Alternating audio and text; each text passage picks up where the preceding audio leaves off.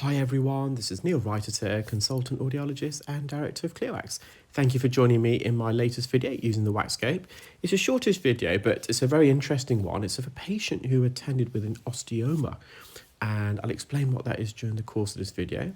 So I'm just going to proceed with their left ear, which is the more impacted ear. And in fact, the osteoma is larger in this ear than in their right ear. So osteomas are benign, non-cancerous bony tumours, and they're typically found on the head, neck, skull, nose, sinuses, and also sometimes in the ear canal. Commonly, they're unilateral, so you generally just find them in one ear, but in this case, they are in both ears. And when you do discover one in the ear, there's generally just one osteoma.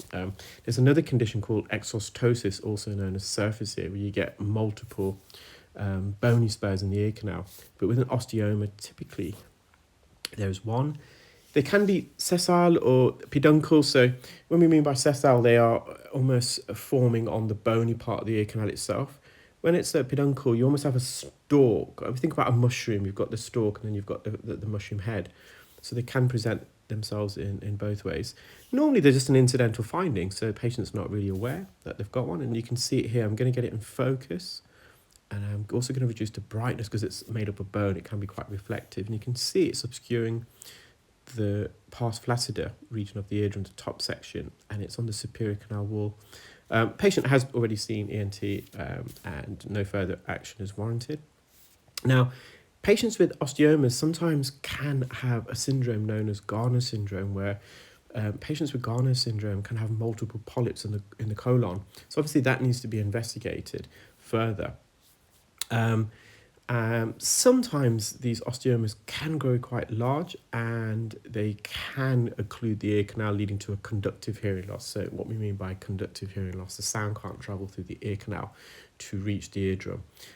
So as a result, there's a lower sound intensity and reduced hearing.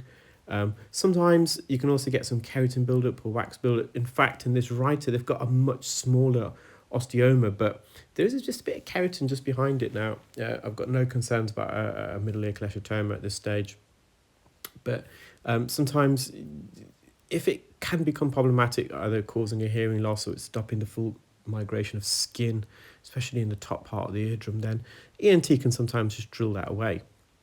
So I'm just using our medium-sized specular here.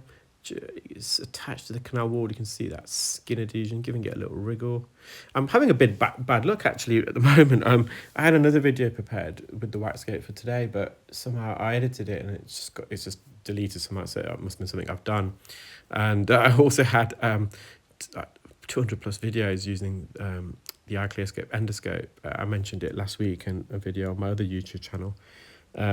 And yeah, somehow lost it. So fingers crossed, it's just a short-term technology glitch, but these things happen. You just got to get on with it, I suspect. So again, you can see there's a much smaller one. There's a bit of keratin just behind, but at this stage, I'm not too concerned. A bit of a narrow ear actually. So I hope you enjoyed that video, guys. And if you are a clinical ear care specialist and you're interested in the WAXscope, please do email info@clearwax.co.uk. Thank you. Bye.